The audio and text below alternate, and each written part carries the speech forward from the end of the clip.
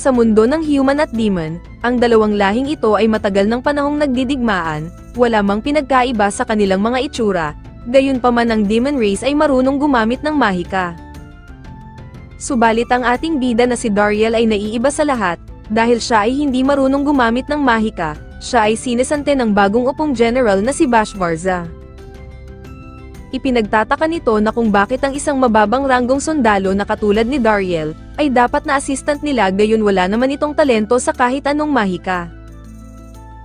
Sinubukan ni Dariel depensahan ang kanyang posisyon, subalit hindi siya pinakinggan ni Bashvarza, kaya naman malinaw na sa kanya ang lahat na wala na siyang lugar sa kahariang ito.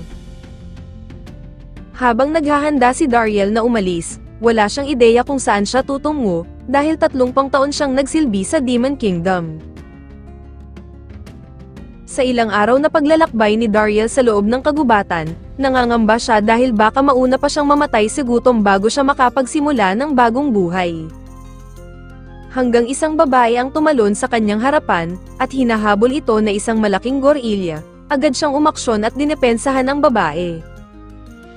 Dahil kahapon pa siyang walang maayos na kain, wala siyang lakas upang makapalag sa gorilya, mabuti na lamang ay nakita niya ang kutsilyo ng babae, at ito ang ginamit niya sa pagpatay ng sumugod ang mabangis na gorilya.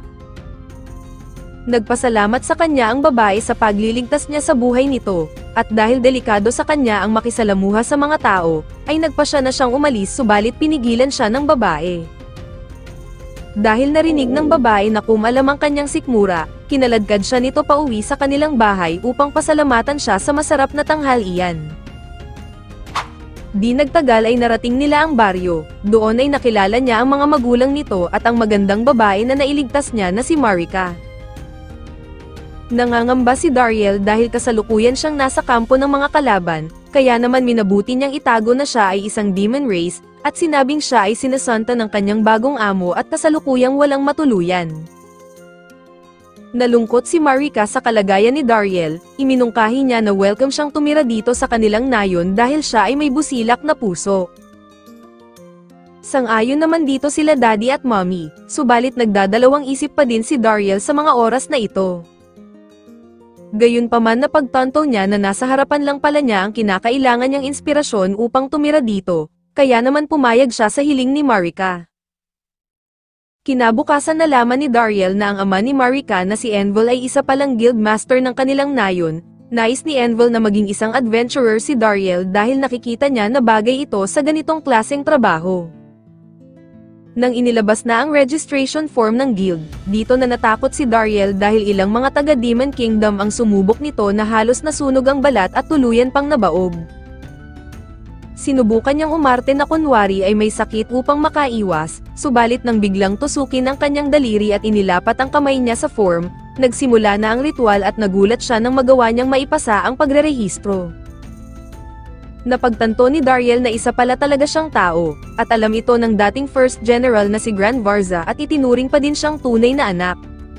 Makalipas ang ilang minuto sinimulan na ni Envel ang training, at ang una niyang ituturo kay Dariel ay kung paano gumamit ng aura na natural na taglay ng mga tao, kapag sila ay gumagamit ng mga baluti at sandata. Ngayong natutunan na ni Dariel ang paggamit ng aura, iminungkahi ni Envel na tukuyin kung anong type si Dariel, kaya't sa pamamagitan ng malaking kahoy na ito ay malalaman kung siya ba ay isang slash type. Kahit na hindi sanay gumamit si Dariel ng espada, nagawa niyang mahati sa dalawa ang malaking kahoy sa isang pagwasiwas lamang. Sa paggamit naman ni Dariel ng pana, ay ilang puno din ang napatumba niya gamit ang isang palaso, hindi makapaniwala si Envel na ganun din kalakas ang sting ability ni Dariel. Maging sa paggamit ni Dariel ng malaking martilyo ay hindi niya pinalagpas ito, dahil nabasag niya ang napakalaking bato, hanggang sa hindi na napigilan ni Envel na subukan ang guard ni Dariel, at sa huli na pag-alaman nila na perpekto ang abilidad ng ating bida sa lahat ng 4 na aspeto. Lubos na humanga si Envel kay Dariel, dahil sa buong buhay nito ay ngayon lamang siya nakatagpo ng isang tao na may ganitong talento, kaya naman iminungkahi ni Envel na sumali si Dariel sa Central Guild, isa sa mga top organization sa bansa. Nakita ni Dariel na nalungkot si Marika nang marinig iyon, sinabi niya kay Envel na mas pipiliin niya ang manatili sa nayon, dahil utang niya sa anak nitong dalaga ang kanyang pangalawang buhay, kaya naman napayakap sa tuwa sa kanya si Marika. Pagkatapos ay ipinakilala na ni Envel si Dariel sa buong nayon bilang isang bagong adventurer, tanggap siya ng lahat ng tao sa baryo maliban lamang sa makong na si Gashita, at sinabi na dapat ay gumalang si Dariel sa kanya dahil kung ikukumpara ang kanilang mga rank, ay tiyak na mas mataas ang kanya. Humingi ng panmanhin si Envel sa pag-uugali ni Gashita, at inimbitahan na lamang siya sa opisina nito upang ibigay ang una niyang magiging quest. Ito ay ang manguha ng mga halamang gamot, subalit pinag-iingat siya ni Envel dahil may mabangis na halimaw ang gumagala ngayon sa kagubatan. Nang makita nila ito natuklasan nila na ito pala ang gorilla na napatay ni Dariel kahapon, hindi makapaniwala si Envel dahil ito ang unggoy na hindi mapatay-patay ni Gashita.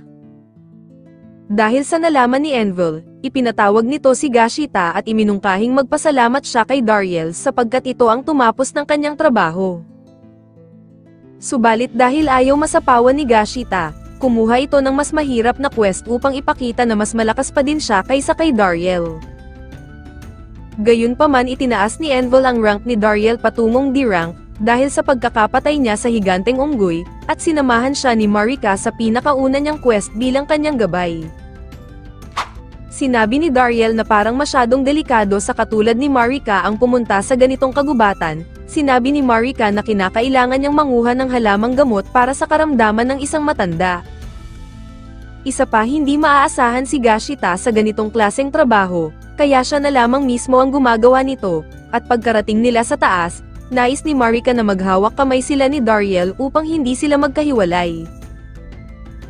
Pagkarating nila sa lokasyon, medyo nalilito pa si Dariel sa pagkuha ng halamang gamot, itinuro ni Marika ang pagkakaiba ng dahon ng paintgrass, at nang magpatuloy ito sa paghahanap, nagulat si Dariel sa natural na lakas ni Marika. Napansin ni Dariel na may sapat na kakayahan si Marika para maging isang adventurer, ngunit sinabi ni Marika na takot siyang makipaglaban sa mga halimaw. Gayunpaman humiling si Marika kay Dariel na huwag na siyang tawagin itong Miss Marika, dahil hindi naman na daw sila bago sa isa't isa. Nang mapagbigyan ni Dariel ang kahilingan nito, agad siyang niyakap nito ng mahigpit. Mabuti na lamang ay napukaw ang atensyon ni Marika sa isang napaka-cute na usa, subalit bigla itong naging mabangis at tumalon para ilampaso ang higanteng langgam sa Gedli. Sinamantala na nilang hulihin ang mga ito para sa isang masarap na tanghalian, at pagdating sa nayon ay humanga ang mga tao kay Dariel sa mga naging huli nila, kaya't si Gashita ay iyak talo dahil naunahan na naman siya ni Dariel na mahuli ang higanteng langgam. Sa paglipas ng panahon, unti-unti nang nasasanay si Dariel sa pamumuhay sa nayon at wala naman siyang nagiging problema, maliban lamang kay Gashita. Pati si Envel ay hindi maiwasang mamroblema din kay Gashita, dahil sa nakadalawang ulit na nakuha ni Dariel ang mga target nito, balak patayin ni Gashita ang isang malaking cobra upang patunayan na siya ang mas malakas. Ang ganitong klaseng kalakas na halimaw ay ipinapagawa lamang sa mga C-rank adventurer, at dahil walang C-rank adventurer sa kanilang nayon, ang kabilang guild mula sa ibang baryo ang humawak na lamang sa quest na ito. Kaya naman nababahala si Marika, dahil kung makikisawsaw si Gashita sa trabaho ng ibang adventurer, ay maaaring pagmumulan ito ng away sa kani-kanilang guild, at tanging si Envel bilang guildmaster ang malalagot dito. Upang pigilan si Gashita, nagboluntaryo si Dariel na pauuwiin niya ito para maiwasan ang maaaring maging gulo. Pagdating ni Dariel sa kagubatan, nagulantang siya nang makita kung gaano kalawak ang naging bakas ng malaking cobra, at mula sa kanyang likuran tumatakbo si Gashita at hinahabol na siya ng sinasabing higanteng cobra. Sinubukan ni Dariel na pukawin sa kanya ang atensyon ng cobra, subalit nagpatuloy ito sa paghabol kay Gashita, nagawang umatake ni Gashita subalit hindi tumalab ang palaso nito. Sa kabutihang palad, nagawang masugatan ni Dariel ang cobra kahit makapal ang balat nito, ngunit nang pumalo ito ng buntot at nasanggaman ito ni Dariel, hindi din nagtagal ay nabasag ang espada niya dahil sa lakas ng puwersa. Sa mga oras na iyon, naalala ni Dariel subukan ng abilidad na Sting, at gamit ang kapirasong tipak ng espada ibinato niya ito sa bunganga ng cobra, at tumagos ito sa may bandang batok. Matagumpay niyang napatay ang higanteng cobra, ngunit si Gashita pala ay nakagat, kaya sinimulang gamutin ni Dariel ang sugat nito, at pinainom niya si Gashita ng lunas sa kamandag na ibinigay ni Marika kanina. Sumunod naman ay nilagyan niya ng katas ng halamang gamot ang sugat nito, at dahil sa pagkakaligtas ni Dariel sa buhay ni Gashita, sa wakas ay nakuha niya ang tiwala at respeto nito. Kinabukasan ay nag-iba na ang ihip ng hangin, dahil tinatawag na ni Gashita si Dariel bilang kanyang kuya, at excited na itong magpaturo sa kanya at makasama siya sa pagtatrabaho. Samantala sa Demon Kingdom, nabigo si Zevyantes sa pakikipaglaban sa mga hero party, subalit hindi ito dahilan pagdating kay Bashvarza, kaya naman sinisi na lamang ni Zevyantes ang kanilang bagong assistant. Agad naman itong sinesante ni Bashvarza, kaya naman nagsalita ang isa sa mga general na si Droiz, na ibalik na lamang si Dariel sa kanila, dahil ito ay maayos na nagagawa ang kanyang trabaho at may malasakit sa lahat ng tao, higit sa lahat ito ay may mabuting puso. Kaya naman iminungkahi ni Droiz na ibalik sa posisyon si Dariel, subalit nang marinig ito ni Bashvarza ay hindi nito nagustuhan at nag-apoy ito sa galit. Isang gabi, natanong ni Dariel kay Envel na kung bakit ang kanilang nayon ay maraming bakanteng mga bahay. Sinabi ni Envel na may kinalaman ito sa mineral na tinatawag na mithril. Sapagkat ang mineral na ito ay namimina malapit dito sa kanilang nayon, marami sa mga ito ang ginagawang mga sandata sa kadahilanang ang sandatang nayari sa mithril, ay nagkakaroon ng malakas na katangian.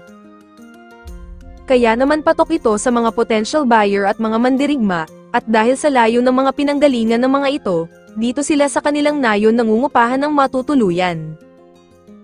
Subalit dahil din sa likas na yaman na ito, pinagmulan din ito ng digmaan ng human at demon, at ng Demon Kingdom ang nanalo sa gera, sila na lamang ang nakinabang dito ng mahabang panahon. At ang dating asensado at masiglang ekonomiya ng kanilang nayon, ay kasabay din naglaho dahil napa sa kamay ito ng Demon Kingdom. Kinabukasan na pagpasyahang bisitahin muli ni Dariel ang minahan, at dahil parte dati ng trabaho niya sa Demon Kingdom ang pamahalaan ang minahan na ito, marami sa kanya ang nakakakilala kaya naman minabuti niyang pumasok ng palihim. Ngunit ipinagtataka niya na wala man lang kahit ni isang empleyado o bantay sa harapan, kaya naman nagpatuloy na lamang siyang pumasok. Doon ay nagkita silang muli ng mga dating tauhan niyang mga knockers, at ang mga ito ay tuwang-tuwa nang makita ang ating bida. Nalaman ni Dariel na puwersahan silang pinagmimina ng 4 na beses sa isang araw, nagsimula daw ito nang maupo na ang general na si Bashvarza, at ang mga knockers ay nagsimula ng umiyak dahil si Dariel lamang daw ang trinato sila ng maayos. Ikinalungkot ito ni Dariel, dahil wala na siyang magagawa sapagkat wala na ang mga knockers sa kanyang pangangalaga, hanggang sa dumating na ang mga bagong sundalo kasama ang commander nito. Hindi nagustuhan ng commander nang makitang hindi nagtratrabaho ang mga knockers, subalit kahit na natatakot ang mga ito, ang isa sa mga knockers ang nag-aklas at inatake ang ulo ng commander. Inutos ng commander sa mga sundalo na patayin ang mga nag-aklas ng mga knockers, at bago pa man ang pag-atake, napigilan ito ni Dariel at sinagip ang 2 knockers. Inutos ni Dariel sa mga taga-Demon Kingdom na umatras na lamang, dahil kung hindi ay mapipilitan siyang patumbahin sila isa-isa. Tinawag na hangal ng commander si Dariel dahil sa pinapamalas nitong tapang, at minaliit din siya nito bilang isang tao, sapagkat walang panama ang kanyang sandata sa mga mahika nila bilang demon. Ipinahayag ng commander na humanda na sila sa nalalapit nilang kamatayan, gayunpaman binalutan ni Dariel ang kanyang espada upang maiwasan ang pagdanak ng dugo. Alam ni Dariel kung paano pipigilan ang atake ng mga sundalo, dahil ang pagcast ng magic ay nangangailangan ng matinding focus.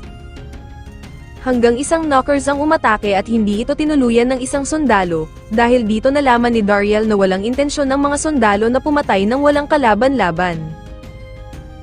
Sinubukan ipaalala ni Dariel ang propesyonal na paninindigan ng mga sundalo, subalit pinigilan siya ng commander, at ipinaalam sa mga sundalo na mapapahamak sila kapag ang mga ito ay hindi sumunod sa kanyang mga utos. Ang mga sundalo ay nagsimulang gumawa ng mga panlahatang atake, subalit sa maikling oras ay nagawang mapigilan ni Dariel ang mga mahika bago pa ito ma-activate, dahil kabisado niya sa isip kung gaano katagal ang bawat pagcast nito. Sa kabila ng pagsisikap ni Dariel na hindi gumamit ng matinding dahas, nagawa niyang bihagin ng commander, hanggang sa umamin ito na siya ay hindi talaga Demon Army, sapagkat siya ay kakilala lamang ni Bashvarza at inilagay sa posisyong ito. Naiintindihan ni Dariel ang saloobin ng commander, subalit hindi pa din ito dahilan para ipapatay sa kanyang mga sundalo ang mga inosenteng buhay, bagkus dapat ay pinoprotektahan niya ang kanyang mga sundalo. Bilang parusa binigyan ni Dariel ito ng malupit na haircut, at inutos na mag-resign na sa posisyon at pinauwi ang commander ng panutang ulo. Matapos ang insidente ay pinauwi na din ni Dariel ang mga sundalo, at ang mga knockers naman ay umaasang aalagaan ulit sila ni Dariel. Pagka-uwi niya sa nayon, ipinaalam agad ni Dariel kay Mayor Envel na nabawi na niya ang minahan, at nakiusap din siya na ampunin sa kanilang pangangalaga ang mga knockers. Pumayag naman si Mayor Envel, at agad na nilang ipapaalam ito sa Central Guild, at ang pagbukas ulit ng minahan sa nayon ay nagbigay ng maraming trabaho sa mga tao, habang ang mga knockers ay naging katulong nila sa kuweba.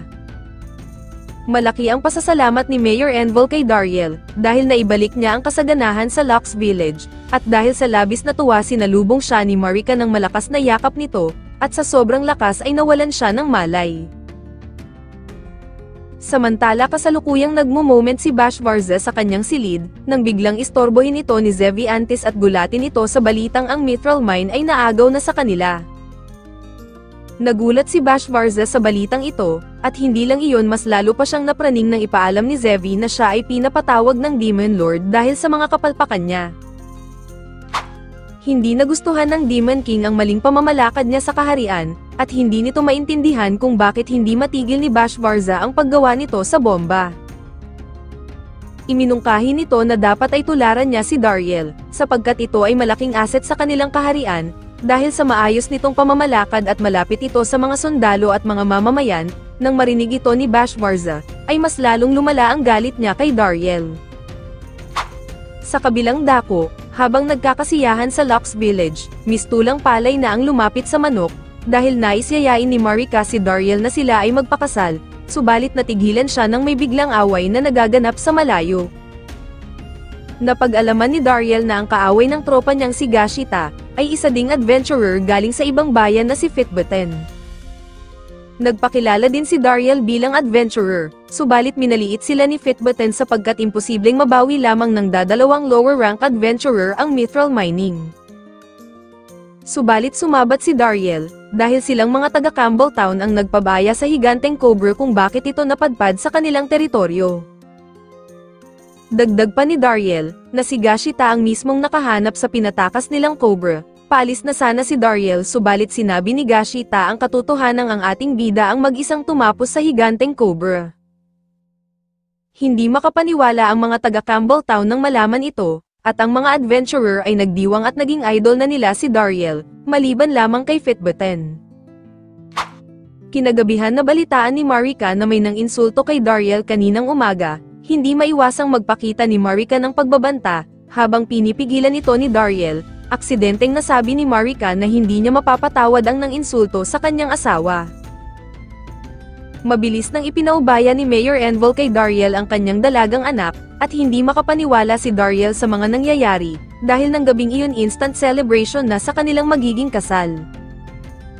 Kinabukasan isang taga Central Guild na si Mr. Fred ang humingi ng tulong kay Dariel, dahil ang mga knockers ay mailap sa kanya at hindi niya ito makausap basta-basta. Sinabi ni Dariel, na dahil ito sa naging biktima ng kalupitan ng Demon Army ang mga knockers, kaya naman sinamahan niya si Mr. Fred sa mga knockers at madali lamang niyang nakumbinsi ang mga ito. Sa paglabas ni Dariel, nakarinig siya ng isang anunsyo mula sa taga Demon Kingdom at nais nitong pabalikan ng mga knockers sa panig nila, at dahil pamilyar ang boses nito agad itong pinuntahan ni Dariel.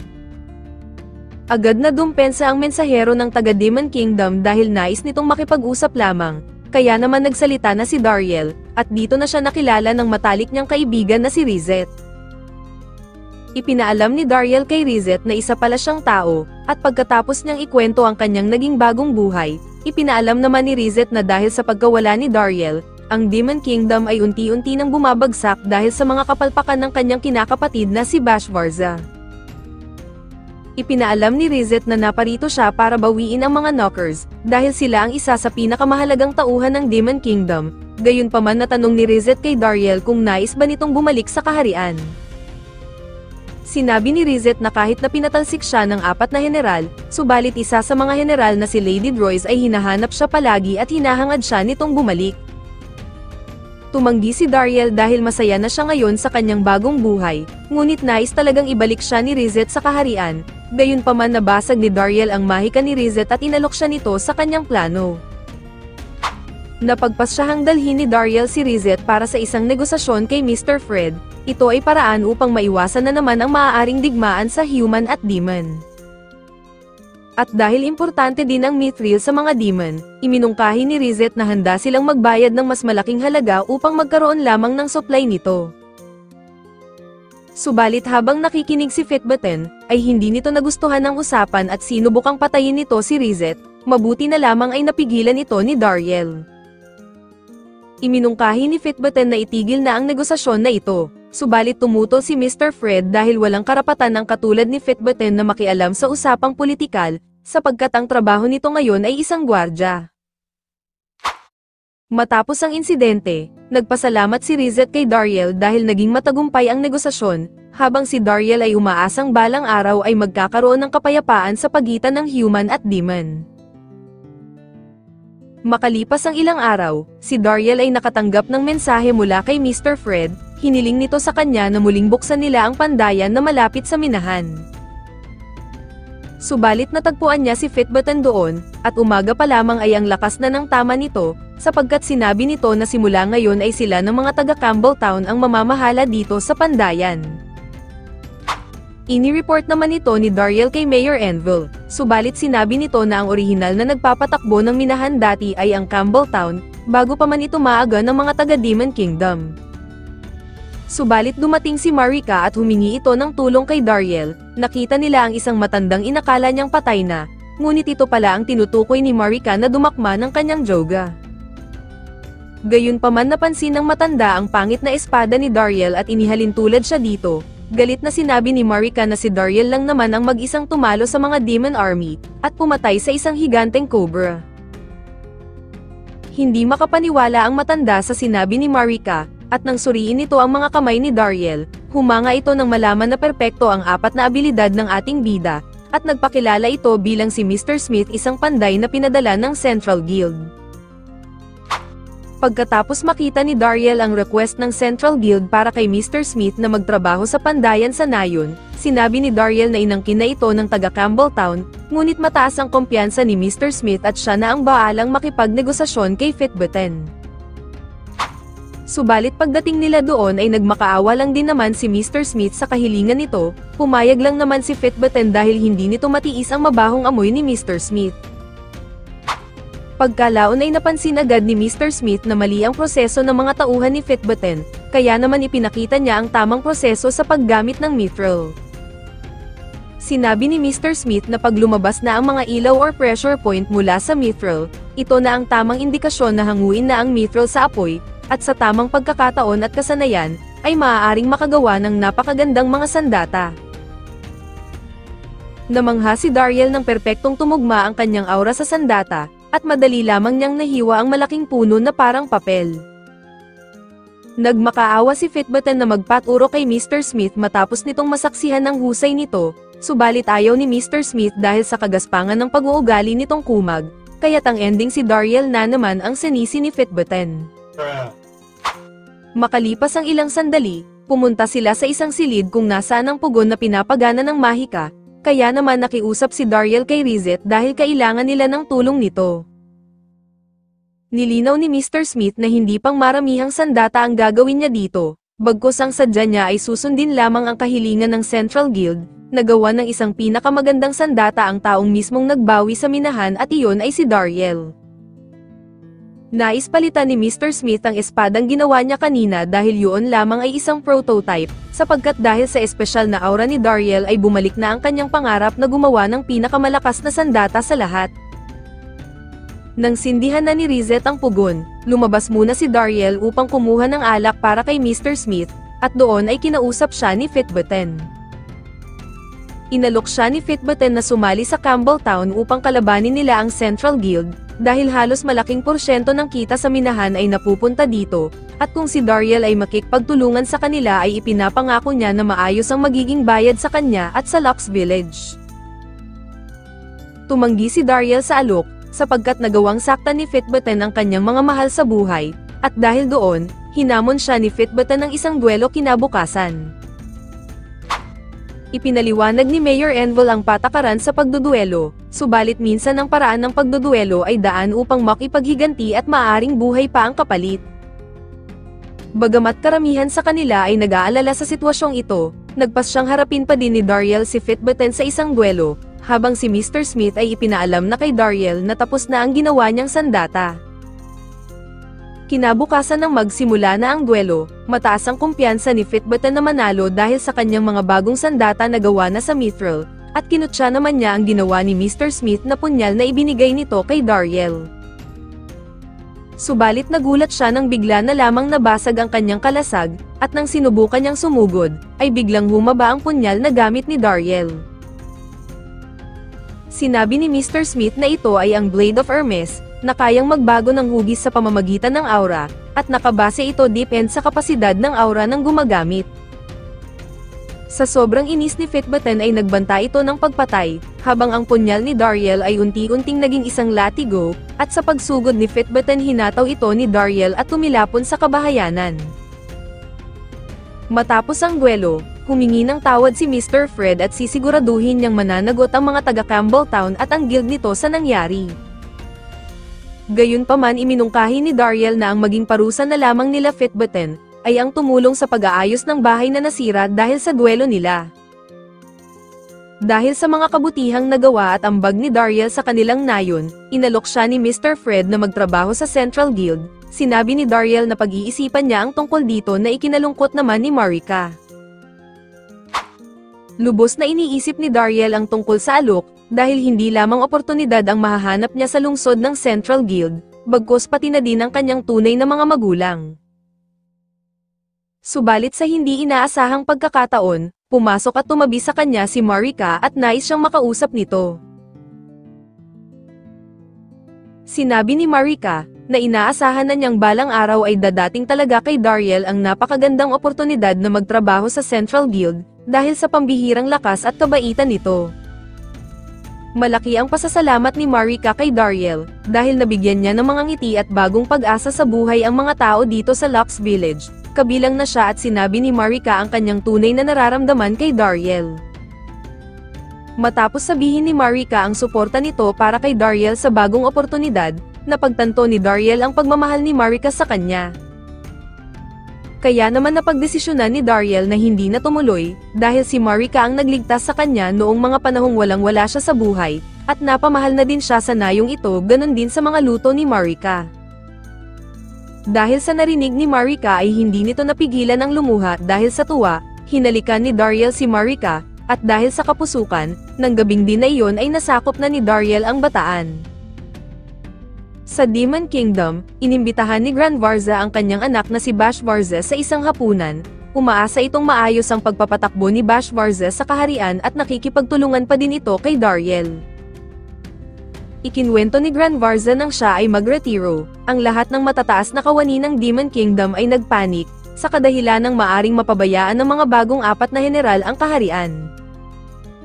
Subalit natigil ang pag-aalinlangan ng mga kawani, nang malaman ng mga ito na si Dariel ang maggagabay sa bagong mga general, sapagkat si Dariel ay naging maayos at perpektong nanungkulan sa ilalim ng mga dating general. Nang tanungin na ni Grand Varza kung nasaan ang kuya nito, walang magawa si Bash Varza kung hindi ay ang magsinungaling, at sinabing masaya si Dariel na nagtatrabaho kasama nila. Subalit biglang sinuntok ni Grand Varza ang anak nito dahil alam na niyang wala na si Dariel sa kaharian, kaya't inutusan niya si Bash Varza na ibalik si Dariel, at ito lamang ang paraan upang makapagpatuloy si Bash Varza sa pagiging general. Ngunit tumanggi si Bash Varza sa utos ng kanyang ama, at madiing sinabi na hindi niya kakailanganin kahit kailan ang tulong ni Dariel, at mananatili pa din siya sa posisyon. Kinabukasan, dahil sa magkasamang natulog si Dariel at Marika kagabi, mistulang nagmukhang bangkay si Dariel dahil sa kapaguran nito. Napansin ni Mayor Envel na pagod si Dariel, subalit inakala nito na nasobrahan lamang si Dariel sa pagbababad sa sauna. Hindi pa din mapakali si Dariel sa mga tingin ni Mayor Envel, at bawat tanong nito ay hindi niya maiwasang manervyos, dahil baka alam na nito ang nangyari sa kanila ni Marika. Habang tumutulong si Dariel na magsampay ng damit kasama si Mother, natakot siya nang bigla siyang inimbitahan ni Mayor Envel sa seryosong usapan, at pagdating sa opisina, ay nagulat naman siya dahil nais ni Mayor Envel na siya na ang pumalit sa kanyang pwesto. Sinabi ni Mayor Envel na si Dariel lamang ang nakikita niyang pwedeng pumalit sa kanya, at mabigat mang responsibilidad ito, naniniwala siyang makakaya ito ni Dariel. Tinanggap ni Dariel ang pagiging isang mayor at guildmaster, subalit bago iyon ay ipinaalam ni Dariel na nais niyang pakasalan si Marika. Nang pumayag na si Daddy Envel, labis ang tuwa ni Marika at isang mahigpit na yakap ang natanggap niya dito, at nangako sila sa isa't isa na magiging masaya sila sa kanilang pagsasama. Isang taon ang nakalipas nang magpakasal sila ni Marika. Ang Lux Village ay mas lalong umasenso at naging sikat dahil sa napakahusay nilang pandayan, subalit sa kabila ng katanyagan, ay pumanaw na ang may likha nito na si Mr. Smith. May nawala mang importanteng tao sa buhay ni Dariel, may pumalit naman na isang anghel na bunga ng pagsasama nila ni Marika. Siya ay si Gran, sinunod ni Dariel ang pangalan nito sa lolo nitong si Gran Verza. Gayunpaman, isang abiso ang galing kay Gashita na ang mga hero ay paparating sa kanilang nayon. Ayon sa kwento ni Daddy Envel, ang hero na ito ay ang may tungkulin na talunin ang Demon King, at sa pagkakaalam naman ni Dariel ay isa itong matanda na mabagsik at mamamatay tao. Kaya naman sinabihan sila ni Daddy Envel na salubungin ito at iparamdam ang mainit nilang pagtanggap. Nagsuot si Dariel ng panyo upang hindi siya makilala, subalit ang lumabas sa karwahe ay isang magandang dalaga. Nagpakilala ito bilang si Lady at ganun din sila Satomi at Sesha. Ang ipinunta nila dito ay ang magpagawa ng mga sandata na yari sa Mithril. Pinatuloy nila ang mga bayani sa kanilang tahanan, at nang makita ni Lady si Gran nalaman ni Dariel na ang binibining ito ay mahilig pala sa baby, subalit si Gran ay masyadong naaaliw sa mga joke ni Lady. Kaya naman nakumpirma ni Dariel na sa kanya pala talaga nagmana ang anak niyang ito. At dito muna nagtatapos ang ating recap. Like and share naman dyan. Maraming salamat sa palaging panunood.